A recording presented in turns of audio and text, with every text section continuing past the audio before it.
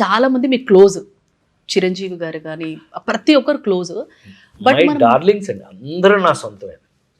కానీ మనం మాట్లాడుతున్నప్పుడు మన వాళ్ళే కదా అని మీరు మన వాళ్ళే కదా అని మాట్లాడిన ఒక మాట అది కాంట్రవర్సీ చేస్తుంది. అది ఇంకా నువ్వు గుర్తుపెట్టుకున్నావా? ఏం చెప్తారు సార్ అంటే ఈ కాంట్రవర్సీ? నేను చాలా ఫ్రాంక్ గా ఓపెన్ గా చెప్తున్నా. గుండమ్మ కథ సినిమాలో ఒక డైలాగ్ ఉంటుంది సార్, గుండక్క అనగానే సూర్యకాంత్ గారు గుండ అక్కనా, ఎవరో నీకు అక్క అంటుంది. ఈ వరుస కలపకపోతే నేను అసలు పని చేయలేదు, నేను పోతా అని లేస్తాడు రామారావు. లేచి వెళ్ళిపోతాడు. ఉండరా ఉండరా ఉండరా అంటే ఏంటి అని అంటాడు. వరుసలు కలపకపోతే నేను పని చేయటం నా వల్ల కాదు. అట్లా మేము కృష్ణా జిల్లాలో పుట్టి పెరిగి అసలు వారిని ఏంట్రా అని అలవాటైపోయి, ఇప్పుడు మీరు ఎవరితో అని మీకు డౌట్ ఎవరైతే వచ్చినాయో కాదు, మీకెందుకమ్మా, నా పిల్లలు లాంటి వాళ్ళు మీరు. ఎవరైతే ఆలి బ్రహ్మం ఎవరైతే ఉన్నారో వాళ్ళు వచ్చి నా దగ్గర గోల, అన్నయ్య ఆలి అంటాడు, అన్నయ్య ఆడేవాడు అన్నయ్య, నాకు లేని బాధ వాడేవాడికి అన్నయ్య అంటాడు. ఆడు బ్రహ్మం గురుగారు నా పెళ్ళింటి దగ్గర నుంచి బ్రహ్మం. వాళ్ళకి మా అటాచ్మెంట్ మీరు ఎవరు ఊహించనటువంటిది. మేము ఒక ఇంట్లో ఒక తల్లి పుట్టినట్టు లాంటి వాళ్ళం మేమందరం. ప్రాణం నేనంటే వాళ్ళకి, వాళ్ళంటే నాకు వల్లమానిన ప్రేమ, మామూలుగా కాదు. మేము ఎలా వర్క్ చేసాం అనేది వీళ్ళు చెప్పారు కదా ఎలా వర్క్ చేస్తానని. వీళ్ళతోనే ఎలా వర్క్ చేస్తే వాళ్ళతోనే ఎలా పనిచేయాలి. ఎన్ని వందల సినిమాలు చేశాను వాళ్ళతోటి, అసలు వాళ్ళు లేని సినిమా ఉందా నాతో. అంత చనువు, అంత క్లోజ్నెస్ మీద వచ్చేటట్టు. ఇప్పుడు సరదాగా చెప్పాలి అని అంటే మా పిన్ని అంటే అమ్మ చెల్లెల్ని పిన్ని అంటాం కదా, చిన్నమ్మ లేకపోతే ఏమే అంటాం. ఏమేంటి పెళ్ళాన్ని ఏమే అంటారా, మేము అమ్మను కూడా ఏమే అంటాం. సో అలవాట్లమ్మ, ఒక్కొక్కటి అలవాట్లు ఒక్కోలాగా. దాంట్లో శుక్రం మాట అన్నారు కూడా నాతో. ఇప్పుడు మీరు ఎవరైతే ఫీల్ అవుతున్నారు వాళ్ళైతే వాళ్ళకెందుకన్నా మనకు లేని బాధ ఆడేమ్మ అన్నాడు.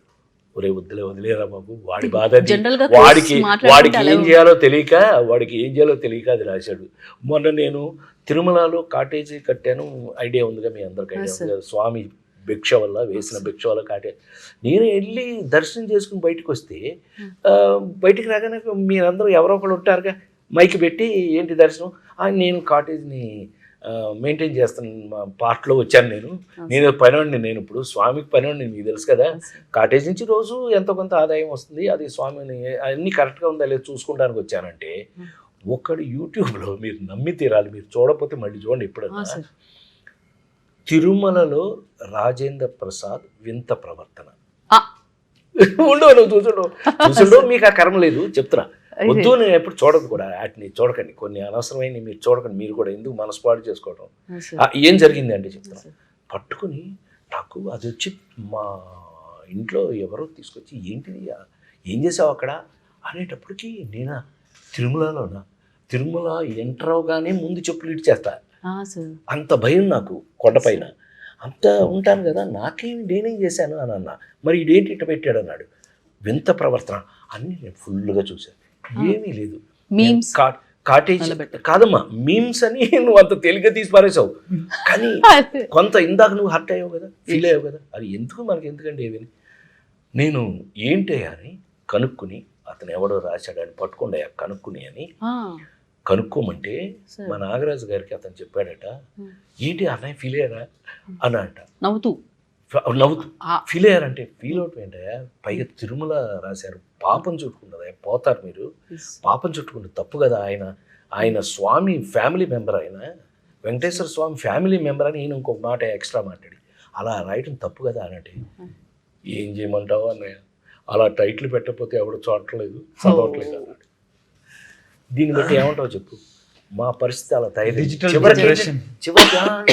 డిజిటల్ జనరేషన్ కాదు రామ్, అది దౌర్భాగ్యం అయిపోయింది. ఇప్పుడు ఏంటంటే ఏదో చూడాలి కదా అని చెప్పి ఏదో చేయటం, క్యారెక్టర్స్ మీదకి వెళ్తాను అమ్మాయి. నేను ఇన్ని సంవత్సరాల నుంచి మీ ముందు నిలబడి ఇప్పటికీ డిసిప్లిన్గా నేను ఇవాళ గోవింద మాల వేసుకుంటున్నాను, స్వామివారికి మాల వేసుకుంటాను, ప్రతి సంవత్సరం వేసుకుంటాను. మీకు తెలుసు శబరిమల మాల వేసుకుంటాను 40 రోజులు, ఎన్ని 40-43 సంవత్సరాల నుంచి వేసుకుంటున్నాను నేను. మీ ముందు ఉన్న నాకు అది ఆపాదించడం ఎంతవరకు కరెక్టు, నువ్వు ఆలోచించు అంతే. సాక్షి టీవీ ప్రసారాలను నిలిపివేయడం చట్టరీత్యా నేరం. సాక్షి టీవీ ప్రసారాల కోసం మీ స్థానిక కేబుల్ ఆపరేటర్ని వెంటనే సంప్రదించండి. DTHలో, ఇంటర్నెట్లో కూడా సాక్షి టీవీ ప్రసారాలను